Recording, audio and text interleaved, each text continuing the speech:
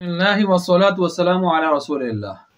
کرائے پر لی ہوئی چیز یا مانگی ہوئی چیز استعمال کے لیے اگر اس میں کوئی نقصان آ جائے اچانک سے، تو اس کا ذمہ دار کون ہوگا؟ وہ نقصان کس پر آئے گا؟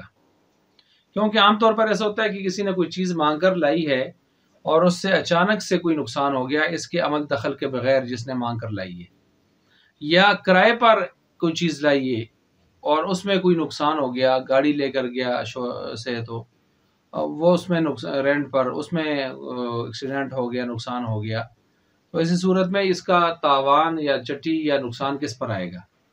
عاریت کہتے ہیں مانگی ہوئی چیز مانگ کر لے جانا اور استعمال کرنا، اجارہ کرائے پر لے کے جانا۔ تو ہمارے ہاں تو یہ ہے کہ بس جو لے کے گیا ہے کرائے پر تو وہ ذمہ دار ہے، وہ چیز کو اسی حیثیت سے واپس کرنے کا پابند ہے جس حیثیت سے لے کے گیا تھا۔ لیکن شرعاً دیکھا جائے تو اس کا حکم، ان دونوں چیزوں کا حکم، کرائے پر یا مانگی ہوئی چیز کا حکم امانت کا ہے۔ اور امانت کا اصول یہ ہے کہ امانت میں مثلا کسی دکاندار کے پاس آپ نے کوئی چیز امانت رکھی، اس کی غفلت کے بغیر، اس کے اپنے ذاتی عمل دخل کے بغیر وہ چیز ضائع ہو گئی، ختم ہو گئی، تو وہ ذمہ دار نہیں ہوتا۔ اور اگر اس کا اپنا عمل دخل ہو یا اس کی غفلت ہو، وہ چیز ضائع ہو جائے، تو ایسی صورت میں وہ ذمہ دار ہوتا ہے۔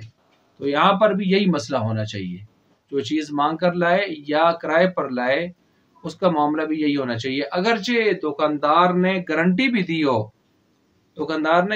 دی ہو، تب بھی اصل معیار وہ گارنٹی نہیں ہوگا کہ اگر وہ گارنٹی بھی دے کہ میں ذمہ دار ہوں گا، نہیں، اصل معیار یہی ہوگا کہ غفلت عمل دخل اس کا ہے یا نہیں ہے۔